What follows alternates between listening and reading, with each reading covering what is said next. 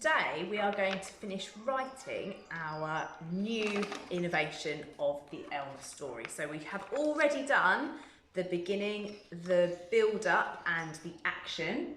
And today we're going to continue by moving on to the resolution. So just like we did earlier in the week, I'm going to do my lasso around the section so I know where I am writing up to.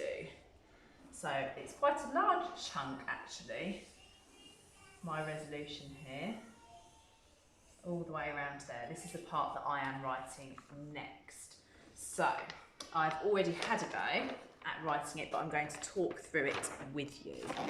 So, back at camp, he hid in the middle of 2 eucalyptus trees. As he peeked out in amazement, the elephants were silent, still statues. Suddenly, he lifted his mighty trunk and trumpeted out leaves like a shower. The elephants fell over in surprise. Then the rain poured down and revealed Elvis. All the elephants chuckled as this was the funniest prank he had ever played.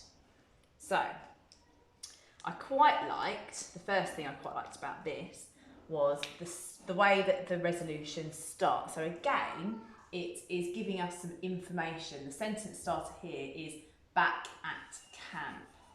So it sets the scene, stops the person who's reading it getting confused of what's happening in the story, and they know where we're now setting this part. So back at camp, he hid in the middle of 2 eucalyptus trees. So I've chosen to hide in between 2 eucalyptus trees because he is no longer pretending to be like any other grey elephant. He is pretending to be a tree. So he's slipped in between 2 eucalyptus trees.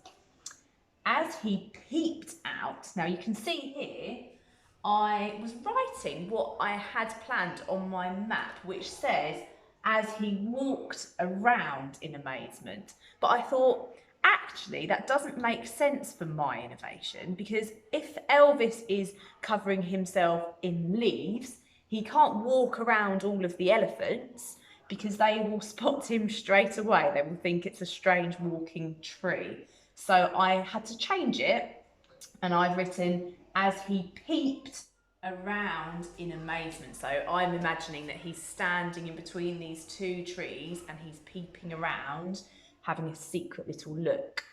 The elephants were silent, comma, still statues. So again, a little bit of a list. So we need our comma. And if you remember from our last session, again, there is some alliteration here where we've got the S sound at the beginning of all of those 3 words. Silent, still, statues. And we move on to the next sentence. Suddenly, so here we have got an adverb. And just like Mrs. Shahin was talking about earlier in the week, when we use our adverb at the beginning of a sentence as our sentence starter, we then need to include a comma afterwards. So it's suddenly, pause, he lifted his mighty trunk and trumpeted out leaves. So we've got an adjective here to describe his trunk, and he trumpeted out leaves. So I quite like this powerful verb here. He trumpeted out leaves. Like a shower. Wonder if anyone can remember what this is called when you do something like something else, or as. It's called a simile. So he trumpeted out leaves like a shower. You could put a simile with using the word as. You could change it. He trumpeted out leaves as fast as a shower spraying.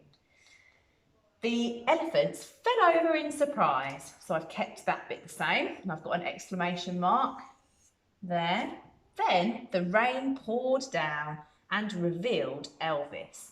All the elephants chuckled as this was the funniest prank he had ever played. So that bit's very similar to the original text. I have got my word funniest here, which I thought would be one to look at. So remember, we've been practicing our spelling using the suffix est. So the word would have been funny, and we've changed it to funniest. And remember, because our original root word here ends with the Y, we need to take it off and we replace it with an I before adding the EST ending. Funny becomes funniest. It's the funniest trick he had ever played. So make sure if you're using that word that you get the spelling correct. Finally, the ending of our story, which really I have kept very similar to the original story. You can change little bits of it, it's up to you, but I'm going to read you mine. So from this day forward, all the elephants celebrate this special day. For one day a year, the whole herd parade in wonderful colours and sticky leaves except one. Can you guess who that might be? So again, the only thing I've really changed here is to make sure it makes sense for my story. So rather than just the other animals parading in wonderful colours, because my story has sticky leaves in it, I've made sure that at the end when they're celebrating, they all use those sticky leaves to show that they are celebrating that Elvis is a really fun and happy elephant to have around. So they're all going to pretend to be like Elvis. Okay, so when you've finished writing your stories, make sure you then go back through and have a go.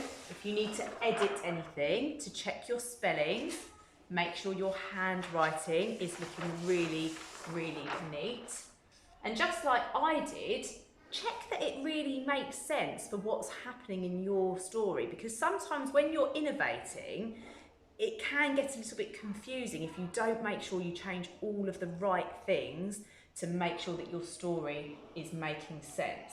So have a go at including some interesting sentence starters. If you're starting a sentence with an adverb, remember that you are going to need to use your comma afterwards.